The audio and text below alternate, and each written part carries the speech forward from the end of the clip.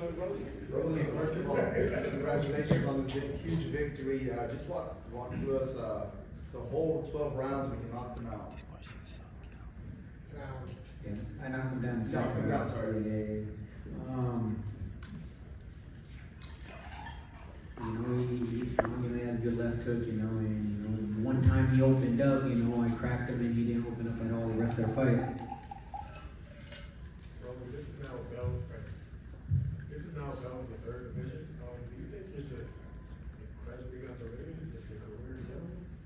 They're always gonna underrate me because I'm not one of these prospects that started boxing that had a following and all stuff. They're fresh out the amateurs, they promoted them like, oh, this is the next big thing, yada yada yada, all that stuff.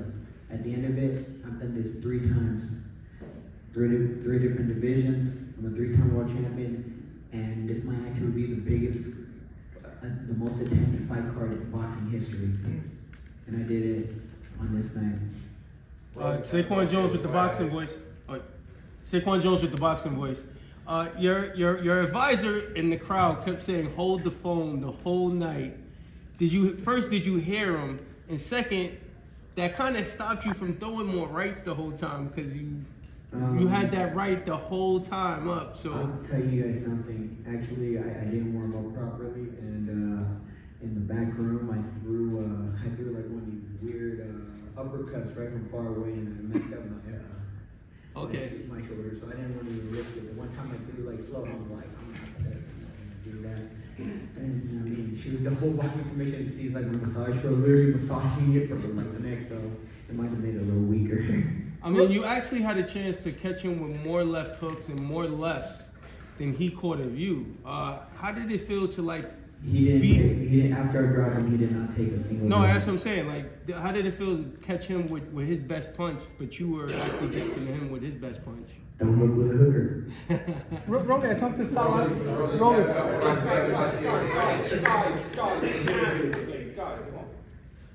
Rollie, Kevin Garcia with Fight Hype. After your last few fights before this one, the Barossa fight, the Pitbull fight, people started talking about you in a different way. Maybe put them in a position that you were a gatekeeper or something like that. What do you think this fight means, and what kind of statement does it make for you to be Ryan Garcia in the fashion you did? Let me dismiss everything with Barossa.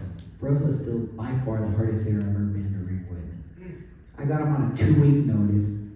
I was getting ready for Puello, and you get a complete opponent change. Puello's not known really as a puncher like that.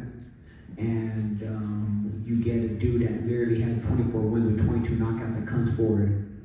And I still adjusted little by little after a whole year layoff in a new weight division.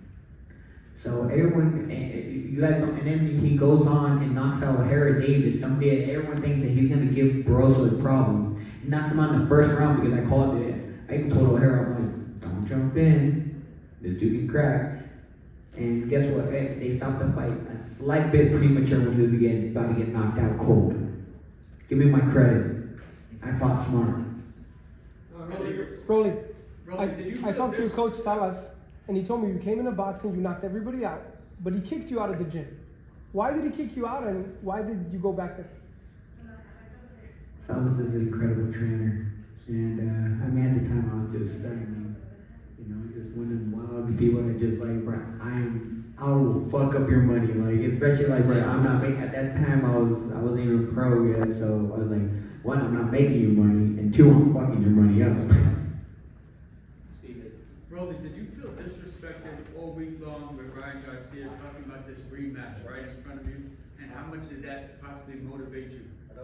I mean, they can have a rematch. Clearly, if they were talking about it over and over and over and over and over again, right? They already had it planned and lined up. Why am I going to get in the way of that? That has nothing to do with me. I'm a 3-division world champion now. Your first boxing round. So the second round, you dropped him. From that point on, you just put full throttle. You kept on going at him. Did you know he was going to win that fight from that point on? I knew he wasn't going to throw no more damn punches, so I just had to keep going. He was not going to take a single risk with me. He knows I can crack. In Harlem, he was training at Mendes boxing gym. How'd you feel at Mendes? Man, I want to give a huge shout out, man. They were over there. They turned the heater up on me. They watched me his last bit of weight and all that stuff, you know, and they treated me really nice. Hey, Rollie, Jay with Scorebox TV official.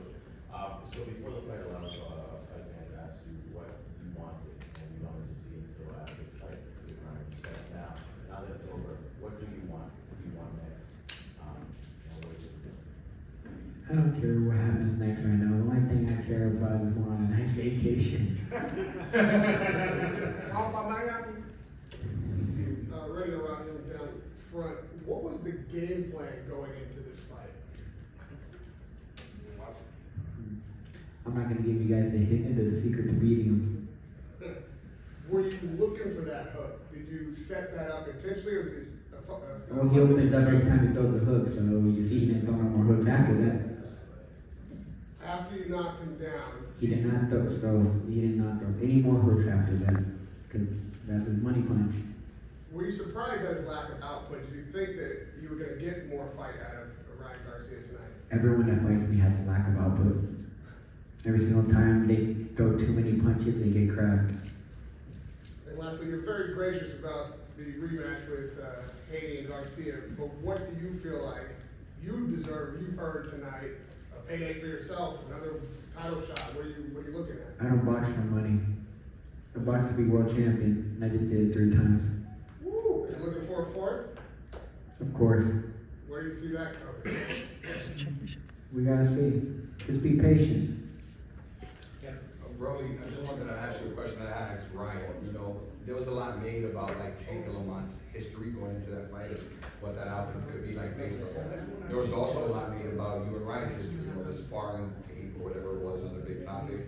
How much do you think your history played into your victory tonight? And how well did you know Ryan? And was there anything that you were still like taking advantage of that you remember from the last time you guys were in the ring?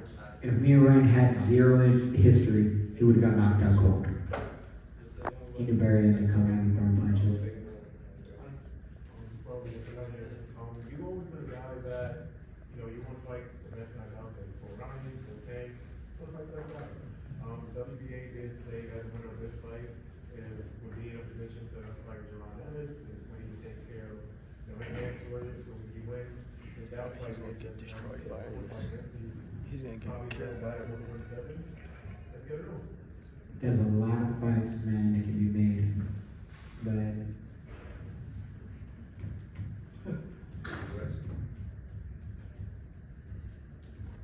like I said, I haven't thought that far ahead. Is his name in the mix? Every champion at 147 is in the mix. There's Brian Norman.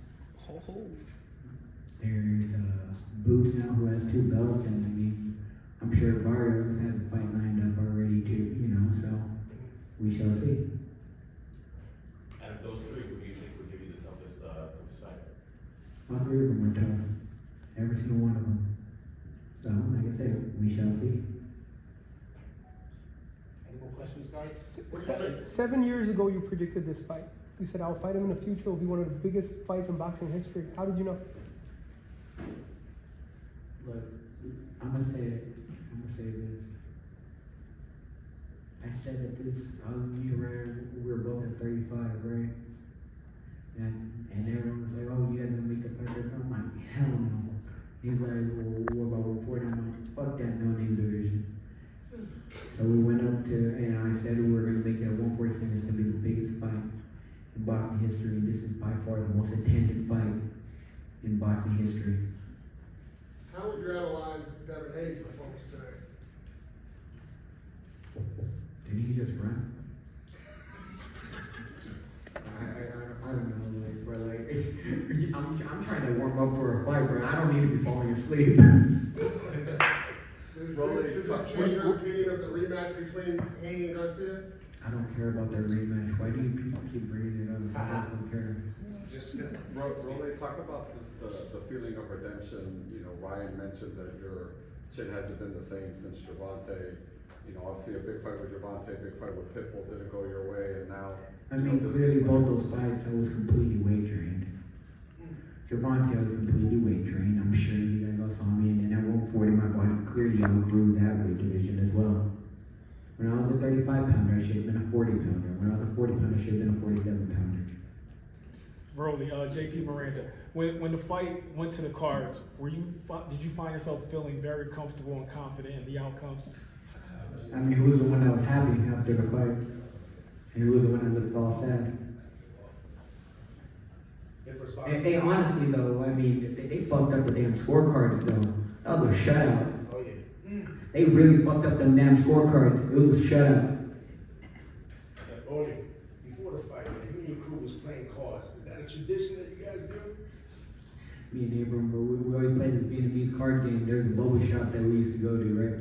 And the owner was Vietnamese, so he showed us how to play this Vietnamese card game called 13. And I mean, we've been playing it for years, you know?